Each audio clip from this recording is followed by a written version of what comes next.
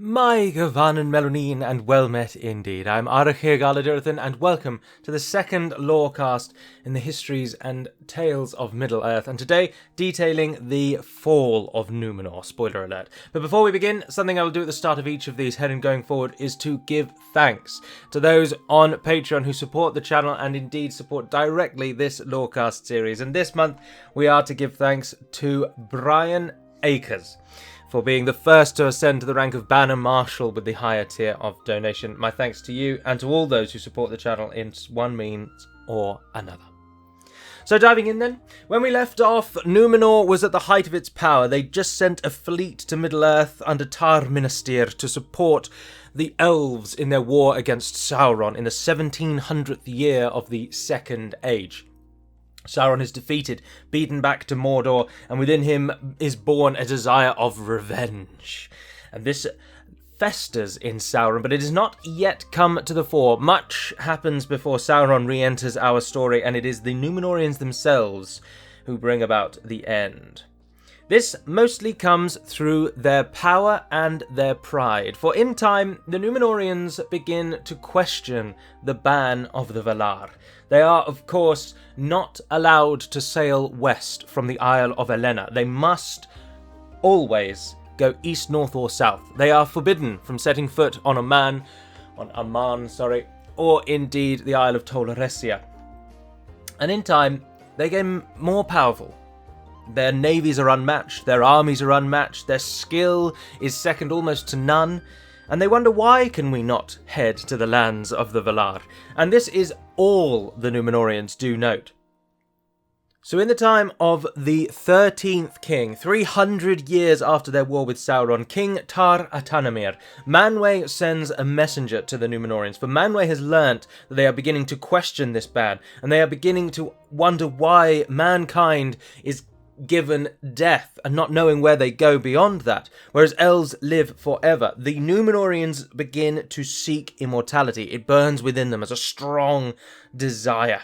Why are we cursed and they are not? So Manwë sends messengers to Tar-Atanamir, and he says to them that you've got this all very, very wrong. It is not the land of Aman that gives us everlasting life, but rather it is because we are deathless that the land hath become hallowed. So quite simply saying that we're not given eternal life because we live on some magical land. The land seems magical to you because we live forever and make it bloody nice. But this settles the Númenorians for a time, but not in truth. But Manwë also then posed the question to them, are you sure that you should be jealous of us? Should we not be jealous of you? For we cannot escape. Whatever happens to Middle-earth will happen to the elves. We are bound to the land. Such is our fate. You at least can escape. And this does resonate with the Númenorians to a level, but unfortunately they never, from this point forward, they never truly turn back to the path of faithful to the Valar. Tar-Atanamir himself, after many years of coming to the aid of Middle-earth and acting as benefactors, under his reign, they finally began demanding tribute from the peoples of Middle-earth. Their pride becomes great, and they feel, why should we not enact tribute from you? We have given you so much. And so the tide really begins to turn. The Númenorians now also harbour a great need for wealth. Something that previously was always very nice to have, but wasn't core to their philosophy, if you will. But now they really seek wealth. They wish to be as wealthy as they can. The king, immediately following Tar-Atanamir then, is when things take a turn. Tar-Ancalamon is his name, the 14th king of Númenor, and under his rule, the division of the Númenorians takes place. There are two parties on the isle now, the king's men and the faithful. Now, the king's men are those who support the king, quite obviously, clues in the name, and they are those who really question the Valar. They wonder why, and what maybe are the elves holding from us? We should be distrustful of the Eldar. And then there are the faithful, those who remain faithful to the Valar, hence the name, and they do not question the elves. They seek assistance and guidance from the elves wherever they can. Now, the faithful predominantly live on the west of Númenor in the city of Andúnië, and they frequently visit the elves in Lindon. King's men living just everywhere else. And of course, the King's men begin then to distrust the elves, as I say, and they no longer seek them out. Also, at this time, a change comes upon the Kings of Nmenor. For, quite interestingly, in the original days of Númenor, the kings, when they grow old, they would readily give up the scepter of Númenor. I don't believe that's its name. Scepter of the name of the capital, Armenelos, I think. Anyway, they give up the right to be king. So rather than lose the kingship because they have died, they essentially step down from the throne, and their eldest son, or whoever's coming next, takes in their place. But at the time of the 14th king, when the troubles begin, the kings start living to the very end, clinging almost to life, refusing to give up the throne until there is nothing left of them. And this means that the kings slowly start to become king much later on in their lives. So obviously Númenorians live longer than normal humans, and so they would give up the kingship with quite a lot of time left in their own life, when their own children were still relatively young by Númenorian standards. But now they're giving up the kingship on their death. So the next king is already very, very old by the time he ascends, so they only have short kingships. In general, not all of them, of course. So things don't really turn back for the Númenorians, as I say, and the division on the Isle just grows deeper and deeper. And by the time we come to the 20th king of Númenor, the king's men now fully distrust the elves, absolutely want to turn away from everything the elves do and stand for. So much so that the 20th king, Adunacor, takes his name in Ardenaic, not Elven. Quenya, I believe their names are in.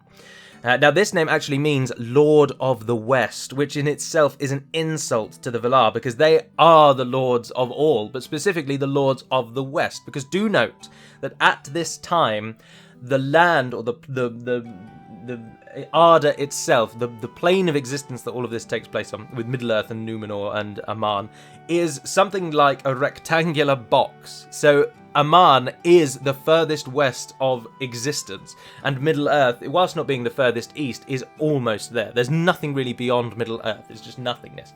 The lands do not connect. You couldn't go west from Aman and then sail to Middle-earth's eastern side. That does not happen. So when you're saying the Valar are the Lords of the West, that is a literal title, because there's no further west than Valinor. And Adunacor taking this title is a great insult.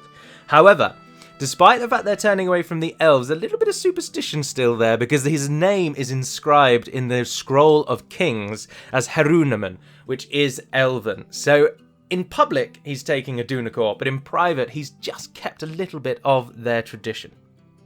So this is a first major detraction, and a sign that the king's men are really falling down the hill. By the time of the 23rd king, Ar-Gimmelzor, the R before his name just means king, if you are interested, and it's appended to every king's name. So his name is not Ar-Gimmelzor, that is rather his title is Ar, and his name is Gimmelzor, and that's the same precedent follows the Dunedain in the Third Age.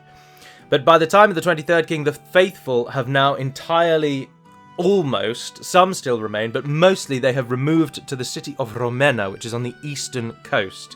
This is where they can then access Middle-earth easier, and just a bastion of the faithful, if you will.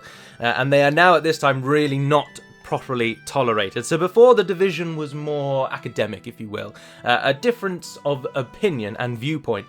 Now the division is more emotional and almost as though we have two sides of a war brewing, rather than just two different ideologies. And so things are getting even worse.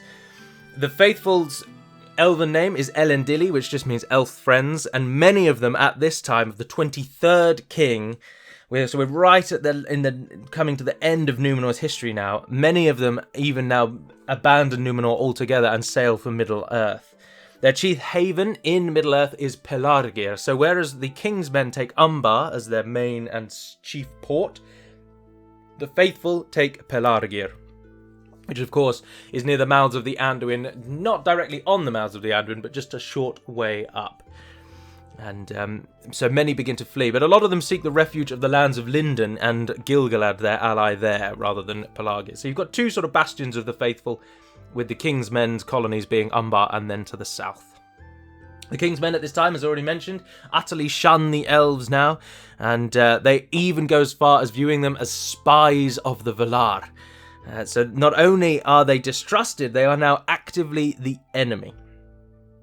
The elves, for this reason, and for reasons for their own need, have stopped sailing to Númenor now altogether.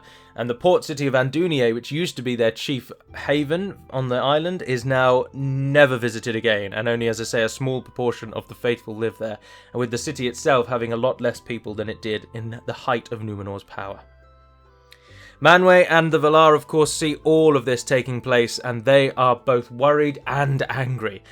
They can't believe the Númenorians are turning so terribly wrongly from the path that has been set before them, and they don't really know what to do about it. The Númenorians now at this time as well fully fall into darkness, for they turn to pleasure and wealth wherever they can. Middle-earth, no longer do they demand tribute, but they now actively pillage the lands of Middle-earth. They do not return anything to the benefits of the peoples there, and instead they raid the coastlands, they pillage inland, they take whatever they want, they bring it back to Númenor, which is now this great pillar of just excessiveness, if you will. The peoples are want for pure pleasure. Work is barely a thing on the Isle now. It is just, what can we do with our time to have as much fun as we can? They've taken essentially the premise of, we know we're going to die. Now, we should be grateful for this, apparently, but why should we be grateful for this? No one has really told us. So instead, we're going to just live our lives the best we can. We're going to do whatever the hell we want. And everyone else has to just put up with this, because the Númenorians at this time are far and away the most powerful entity, aside from, of course, the forces of the Valar and the elves of Valinor. There's no one really that would be able to stand up to the Númenorians at this time. Now, that is very much an arguable point and not a stated fact. So you may have a differencing opinion, but it's certainly suggested that the Númenorians are indeed the most powerful army on the face of the earth at this time, not including the godlike beings in the west, of course. Now, Argimilzor is not the second to last king. No, there is one after him before things turn to the very, very worst. That is his son, who becomes king under the name Tar Palantir. Now, Tar Palantir is, of course, a Quenya name and means far-sighted. And this is very much because he was faithful. Or maybe not directly faithful, but he saw the path the Númenorians were going on and he realised it was wrong, and he tried to turn them back towards the true path, to turn them away from all this pleasure, this debauchery, this needless killing and slaying in Middle-earth, and questioning the very beings who gave them everything around them. The island itself was a gift from the Valar. The island is known as Andor, the land of gift. Their lifespan was a gift from the Valar. Their skill, their knowledge, everything came to them from elsewhere, and they should be grateful. And instead they question these godlike beings. So Tar Palantir tries to turn them back to the right path, because he himself, as I say, was the son of a faithful. His mother, Inzilbeth, who Argimilzor took to wife, she was of the faithful. But unfortunately, this was not enough. And whilst Tar Palantir was of the faithful, his brother was not. Gimilcad was his name, and he was a devout kingsman, if you will.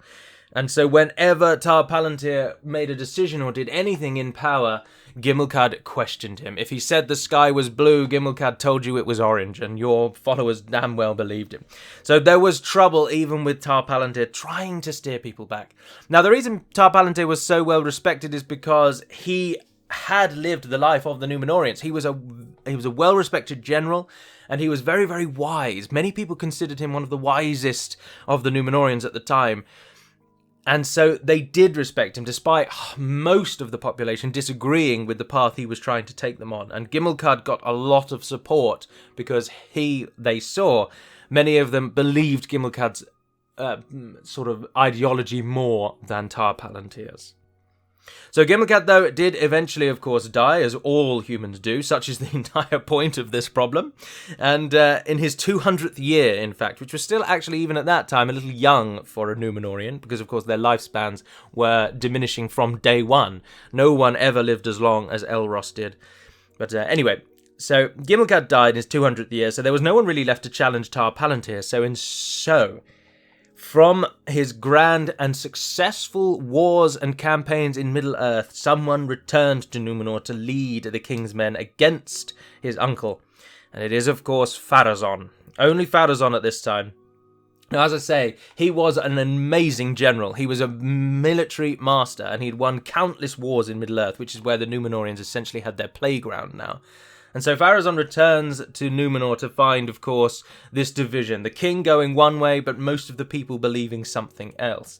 And Pharazôn, in many ways, was prouder and greedier than his father ever was. He wanted the throne for himself, and he was one of the wealthiest people. Now, it should also be noted that Pharazôn, whilst being a respected military general, was also beloved of the people because he actually freely gave away his wealth, which is one redeeming feature of his character, I suppose. So all of the things that he had stolen from Middle-earth, he happily gave away to the peoples of Númenor. So he was loved very much so. So Palantir then himself obviously comes to pass, and as is the system in Númenor, his daughter, being the oldest of his family, should then rightfully be queen. Her name is Miriel, which he gave her, an elven name, noted again that they are faithful. Now she did, of course, ascend to the throne and became queen, but her then first cousin, of course, Pharazôn, forced her to marry him. Now, this is against Númenorian custom. They did not take to wife anyone closer than a cousin of the first order. That is, you can't marry your uncle's or your auntie's daughter or son. But you could marry your auntie's son's... No, I can't. I can never remember which way second cousin is, depending on how you categorize a second cousin. Anyway, Miriel and Pharazôn marrying is totally against the laws of Númenor, and they should not have done it. So by forcing the queen to marry him, Pharazôn becomes king. He takes the name Ar-Pharazôn, and he even renames his own wife so that she becomes Ar-Zimrafel. And they then rule as the royal couple. Now, Ar-Pharazôn, it is said, is the mightiest of every Númenorian king that came before him, bar possibly Elros. He is a great military leader, as I've hopefully established by saying that 3 times. But he's also the proudest of any of the kings of Númenor, and he really, really thinks and believes he's going to be able to do something different. But now Sauron returns to the story, because Sauron has been left alone in Middle-earth now for around 1,000 years, about 1,500 odd years. And he has been slowly growing and amassing in power in, of course, Mordor, which no one yet has still managed to claim. And so he begins attacking and raiding back against the Númenorians. So when the Númenorians land on the coastlands and then begin pillaging Middle-earth, Sauron is there to try and fight back against them. And he's raiding coastal lands that the Númenorians actually own. So he is countering the Númenorians with their own strategy. And so, of course, Ar-Pharazôn feels we must do something about this madman who is capturing and killing our people. Sauron's ultimate goal is to drive the Númenorians totally out of Middle-earth. He wants to seek, of course, dominion at all times. The land he wants for himself, and the Númenorians are directly in his way. So Pharazôn concludes the only thing he can do is to defeat Sauron and make him as a vassal. Ar-Pharazôn wants the title King of Men, and he means mankind in all. He wants to be the most powerful being that stands above all humankind. But Sauron wants the same thing, except Sauron wants to be the most powerful being above all creation.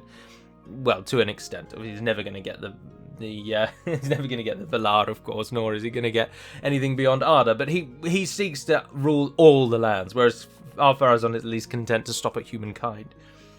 So Pharazôn then builds himself a grand army, much in the same way that Napoleon did.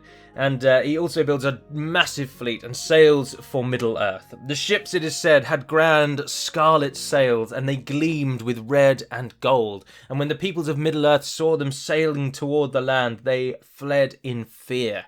For the Númenorians came again, and this time in the biggest fleet they'd ever seen. The fleet docked at Umbar, the chief haven of the king's men, and they marched inland for 7 days, unchecked and unchallenged. And eventually Ar-Pharazôn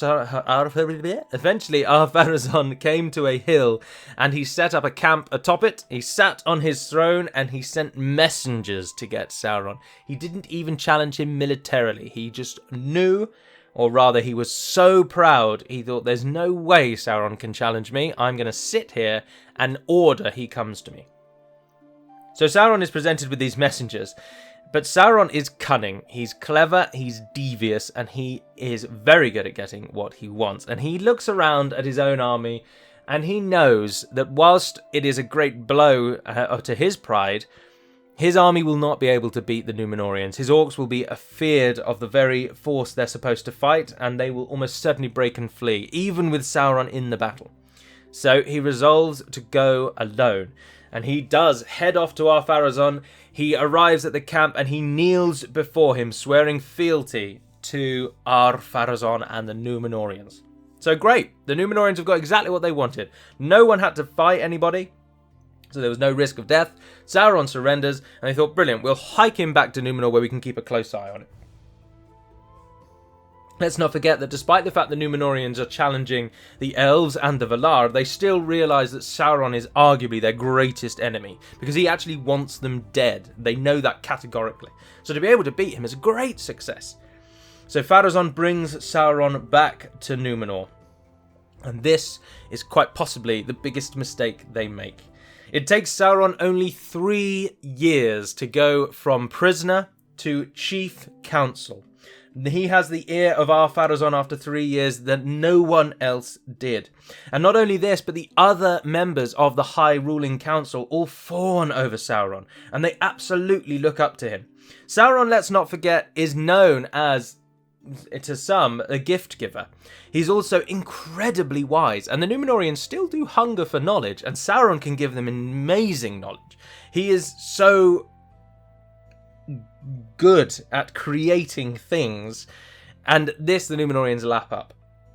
So they actually love Sauron. And let's also not forget that at this time, Sauron can look however he wants to look. And it is actually said that the Númenóreans were amazed when they first looked on Sauron, because they knew him to be this great evil, the almost embodiment of evil, and yet he seemed to them so fair and so wise. So he easily makes his way to the chief council. Now, only one person ever doubts Sauron amongst all of the council, and that is Armandil, the Lord of the Faithful and the current Lord of Andúnie. He is distrustful of Sauron. Now, you may know of Armandil for his son Elendil and his grandsons Isildur and Anarion, because of course you know who those are, almost certainly. But so Armandil doesn't trust Sauron. But Sauron eventually convinces Ar-Pharazôn, after quite a lot of time whispering in his ear and gauging the status of the Númenóreans, that Eru Ilúvatar is actually a lie made up by the Valar in order to rule over and control the Númenóreans. To enslave the Edain, if you will. Not only that Ilúvatar is a lie, but he also then begins to say that actually there is one true Lord who you should worship, who could give you everything you ever need, and that is Melkor, the giver of freedom. And Ar-Pharazôn isn't immediately taken by this, but he begins to dwell on it on his own time and mulling over what Sauron has said, and in time he gives over fully to worship of Melkor. And not only does he follow, but then once Pharazôn starts worshipping Melkor openly, the kingsmen all fall in line. And so Melkor is now the chief deity, if you will, on the Isle of Elena. The faithful, however, of course, remain true to the Valar, and Armandil and Elendil lead them on their path, ensuring that they don't stray. But it's now become so painfully obvious to the faithful that the kingsmen have fallen from the true path, but they are so outnumbered and outmatched, there's nothing they can do at this time. It should also be noted, it is also worth noting that Armandil is actually of royal blood. He is a descendant of one of the earlier kings of Númenor obviously they had various children. So him and Elendil and Isildur and Anarion are all of the royal bloodline. Now they don't obviously have the greatest claim to the throne at the moment. They're probably like 50th in line or something. But they are claimants to the throne. And that stands them in good stead shortly hereafter. Sauron had grown a little tired of Armandil and his constant questioning, and he managed to get him ousted as an advisor. But Armandil was so respected on the Isle and by the people, even though they knew he was faithful, that he wasn't harmed. He was only cast out from the capital and sent packing, basically, rather than being outright killed. So now that Amandil is gone, Sauron sets his sight on another of the great Númenorian traditions, and that is Nimloth, the White Tree. Nimloth the Fair. He tries to get Ar-Pharazôn to fell the tree, but Pharazôn is cautious of this because Tar Palantir prophesies that when the tree no longer blooms, the Kings of Nmenor will end.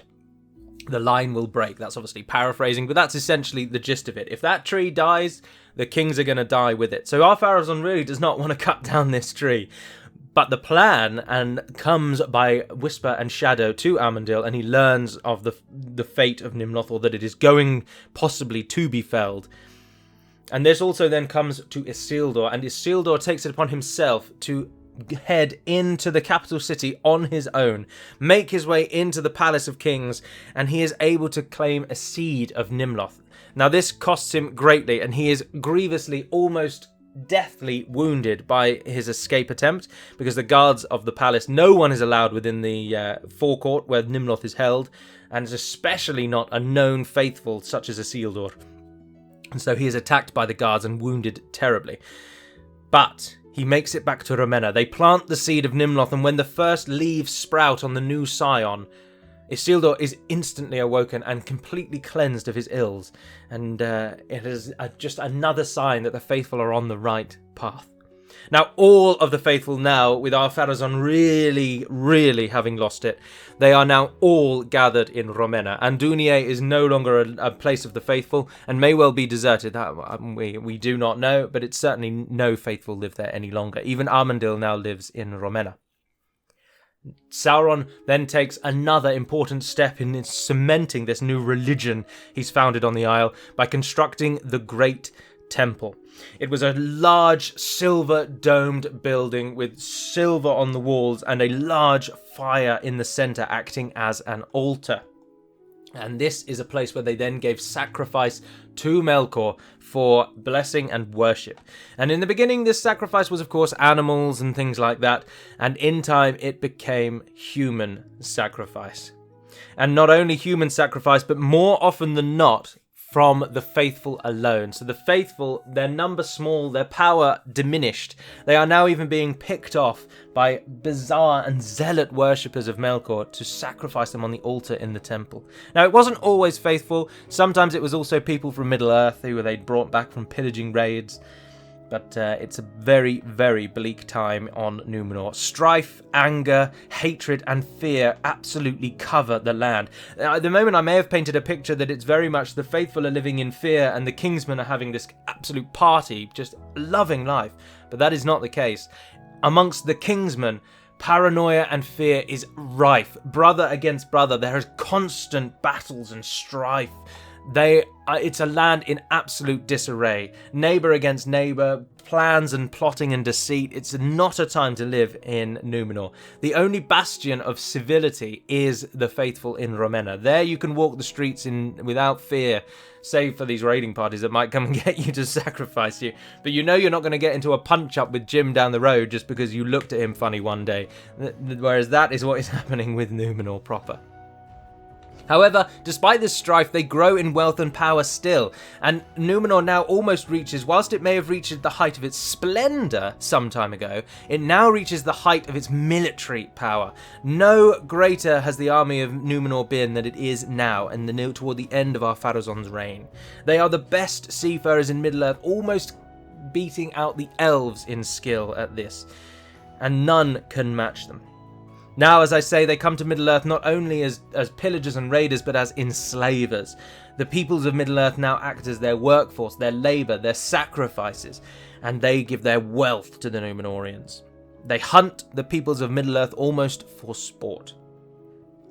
But alas, as with all humans, death comes for Ar-Pharazôn, and he feels the shadow closing in around him. Sauron seizes on this opportunity and convinces Ar-Pharazôn to finally claim the blessed realm for himself, wherein surely lies the secret of eternal life. The Valar have been hiding it all this time. Why do you think they banned you from the Isle? Claim what is yours, Pharazôn, and take Valinor for yourself. Amandil learns of this plan, and knowing the mind of the king, he knows it is surely to come to fruition. And so he desperately, as Eärendil, his forefather before him, he sets out for Valinor on his own with 3 of his most faithful guard. And he tries to sail to Valinor to warn Manwë of the coming. Now, unbeknownst to Amandil, or perhaps because Amandil goes, but it's very much suggested Manwë already kind of knows what's going on. But Amandil feels someone must go and plead the case of the Númenorians. They are not beyond hope yet. Help us, is what he wants to say. Unfortunately, Amandil and his 3 fellows are never seen again, and it is unknown whether or not he successfully makes it to Valinor and pleads with Manwë, or whether he simply sails indefinitely or is taken by the tide at some unknown time. But what he does do before he departs is bid Elendil to prepare to flee. He says the situation now is almost unrecountable. No, not unrecountable. We can't come back from this. So get the faithful ready to leave Númenor altogether. You must be prepared to sail for Middle-earth. And Elendil does this, and he gets some ships and he hides them just off the eastern coast of the Isle, and they fill them with as many heirlooms and treasures and tidbits of knowledge that they can in order to prepare for this great abandonment, if you will. Also, do they load up the 7 stones that were gifted to the Isle by the elves some time ago, the Seeing Stones, and of course the scion of Nimloth the Fair, the White Tree, is taken to the ships. With Ar-Pharazôn, though, planning war against the Valar, they can't sit back and do nothing, and Manwë tries to stop them in their paths by giving this great display of power. He sends forth dark, lightning-filled clouds, and his own eagles, arrayed as for war, they come out of the sky in a great battle line, and a fire from Valinor beneath them lights under their wings as though they themselves bring wrath on the Isle. Lightning begins to strike down on Númenor, striking peoples out in the fields, it says. Walking around on the island at this time may even just incur your death, but one stands before the lightning and defies it utterly. From the pinnacle of his temple, Sauron stands and cries out to the heavens, and he shows the Númenorians that he's essentially untouchable. And a small segment of the king's men now actually give over to worship Sauron himself, for people are getting struck down by this lightning all around them, and yet here he stands, almost the highest point on the island, daring the lightning to strike him, and it does not. But even this display with the eagle's ferocity, the sky itself taking on the form of a great eagle, or the clouds rather, Ar-Pharazôn is not deterred, and the fleet is ready. Taking aboard his flagship, the Alcorondas, the Castle of the Sea, Ar-Pharazôn leads the biggest fleet ever assembled in the history of Arda, the entire planet's history since its inception. The largest fleet ever assembled sails for Aman. But as they draw near to the Isle of Tol Eressëa and beyond, Ar-Pharazôn even himself begins to question his own decision. What are we doing? We should turn back. Seeing the beauty of Taniquetil for the first time, the great city on the Isle, on the land of Valinor, Ar-Pharazôn thinks, what are we doing? This is a land of purity. How can we possibly wrest anything from them? But he presses on regardless, knowing that death awaits just his any next turn. He must find an answer, and surely it lies in Valinor. When Pharazôn steps off the ship, he and a small number, the first ones to step onto the island, Manwë calls upon Ilúvatar to intercede. He says, what can we do? You have forbade us from getting mixed up in the daily lives or even any decisions that your children are making, and yet here we're being attacked by them. What can we do? But Ilúvatar instantly hears his call, and a great chasm is opened in the very floor of the world itself between Valinor and Númenor. This ocean drenches and drains into this great chasm, and the large fleet, is sunk beneath the sea as it's drawn down into the darkness. But not only this, but the very foundations of the island of Elena itself are broken, and the entire isle begins shifting into the chasm. The waves come crashing down on the shores of Númenor, and as the waves and water fall into the chasm, a great, almost like tsunami wave begins making its way eastward, So the fleet is destroyed. The island begins sinking and a great wave becomes rushing toward the east. And it is at this moment that the faithful realize all is lost. All those that can board the 9 ships that they have and they begin sailing for Middle-earth. But this great wave is surely going to get them. It sweeps across the island of Númenor and the island is utterly drowned. There is argument to suggest that the very pinnacle of the Meneltama stands to this day as a small island out in the midst of the ocean somewhere, reminding all of the fate of Númenor. But the island is sunk, the fleet is destroyed, the Kingsmen are utterly destroyed. They are no more, save for those few who survive in Umbar and the colonies to the south. But the faithful make it out, and the faithful make it out almost certainly by intervention of either Ilúvatar himself or the Valar, seeing that they were faithful. For as the ships begin sailing away from Númenor, they're never going to escape this great wave. And then out of almost nowhere, a great wind blows their ships faster than they should ever be able to move toward the shores of Middle-earth. Their masts are wrenched from the deck, the sails are torn and battered, the ships are bruised beyond belief, but they make it to Middle-earth, and the faithful live on. But not only this, Ar-Pharazôn and his retinue, those who actually landed on Valinor, are then trapped by destruction of hills around them. They are then trapped in a grand cave, and it is suggested that they will remain there, having cruelly discovered the secret or been bestowed the gift of everlasting life. They are then doomed to live out the remainder of eternity in a black and pitiless cave on the shores of Valinor. And it is said that they will not emerge from the cave until the great final battle of the history of Arda. Tolkien's Ragnarok, if you will, the Dagor Dagorath, the battle of all battles. And that is a prophesied event sometime in the future. But the faithful survive, and they make it to Middle-earth. Not all is utterly lost. But there's one person who I'm sure you're wondering what happens to, and that is Sauron. And Sauron does not go with the fleet to Valinor, because, of course, it was always Sauron's goal to ensure the Númenóreans were destroyed, and he sent them to Valinor knowing categorically they would not find eternal life there. They would instead be destroyed. That is what he wanted. And so, knowing when the fleet departed Númenor, he sat on his throne in the temple, laughing to himself. He'd finally achieved what he wanted to. But with the island being drowned, Sauron, of course, was also drowned. His bodily form utterly destroyed, but his spirit, of course, endures, for he is a Maya, and he cannot be killed in such simple physical way. And Sauron escapes back to Mordor, where he can no longer take fair form, whether by intervention of Ilúvatar or some sort of odd rule in the realm of existence that if you get killed 4 or 5 times, you can't take body anymore. But Sauron can no longer appear fair to those around him, and he forever has a visage of dread and fear.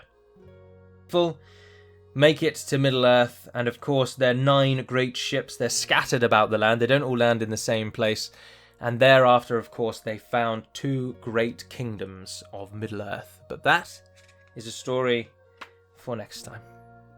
So I do hope you've enjoyed this second Lorecast episode, and as briefly mentioned at the beginning of the video, I shall say it in only this video, of course, you can support me on Patreon, and it helps massively with these Lorecast videos, because they take such a long time to do. I would like to do them more than once a month, of course, but it is entirely dependent on how viable that is.